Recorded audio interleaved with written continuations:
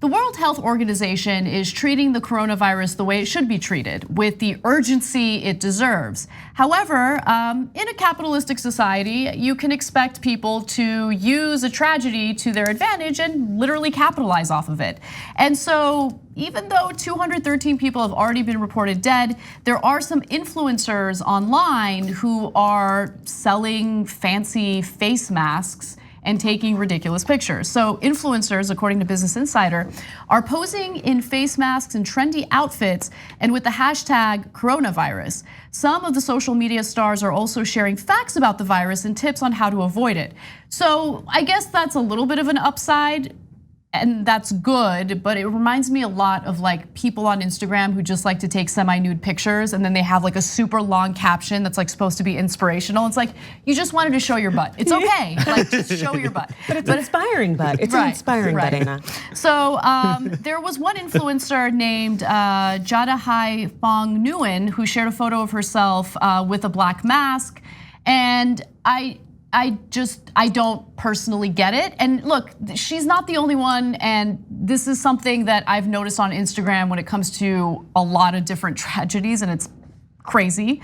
But in an interview, the Vietnam-based Instagram model said that she decided to share the photo because so many people, even her family, were still uninformed about the seriousness of the outbreak. Now, there's also people like Logan Paul, who get under a lot of people's skin, and he, posted a ridiculous photo with him and his friends, and they're wearing face masks. Oh, and we had to censor that photo a little bit because of some crude behavior that was going on. But there's that, and then finally, this is my personal favorite. Fitness models. Why are we doing this? This is not funny. It's not cute. People are scared right now. Hundreds of people have already died. Seriously. I don't know. It's hot corona, I guess. And the thing is, okay, so I fully appreciate any of these influencers who are truly looking to get the message out, knowing that they reach a certain population, or people in the community that may not necessarily be reading like news publications and whatnot. I get that, but if it's done in a serious and tasteful and maybe clothed way, that'd be awesome. Right, if you're not, trying to use it for your own career, like capitalize off of it, whatever. If you're really doing it as like an educational campaign to keep people safe, that's one thing. And I think social media can be used for informational campaigns like that. But that's not what this is about. Like what we're seeing, with that hashtag is people trying to make this like a cute, trendy thing to post about.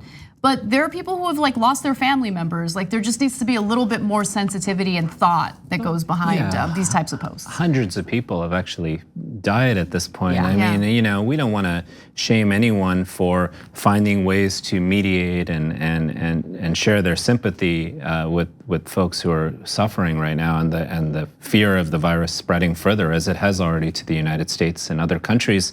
But there's something between the space that we call, like in academia, edutainment. I don't know if that's a term, like and edutainment that's like legit in the sense that maybe the proceeds go to the cause, or maybe they're actually informed about the cause and somehow they're able to make that entertaining, versus sort of, I would say, I mean, I'm kind of being a hater here, but like narcissistic appropriation.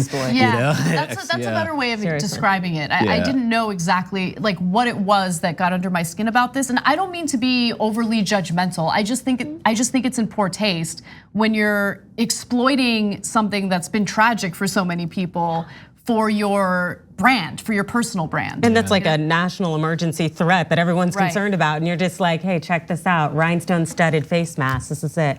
Like, that, it reminds me of those influencers who were going to the Chernobyl site to take these sexy photos after we all learned of people's like death and the toxicity and the whole deal. And you're like, okay. There's this whole thing with disaster tourism and tragedy tourism where people wanna go. I mean, people want to go to places like North Korea because they think that it's exciting. But no, there are people who are like severely suffering in that country. I call it the Vice model. Oh, it's so terrible. I went to Colombia, said the narco tourism, and and the guy who's leading the tour, he used to run for Pablo Escobar, and it's like, it's hard. And he talks about friends and families who've died, and it's like, fueling money into that economy. It's just so hard when you're going to what, funeral homes and like, it's so toxic. Is it like real life disastrous enough? Like I don't want my vacation time spent like going into an environment where people were suffering. Like, I mean, as human beings, we're complicated, right? Like we're both voyeuristic, but we're also compassionate and empathetic. True. I think we're just complicated, and it's really a question of what we want to activate. Can we make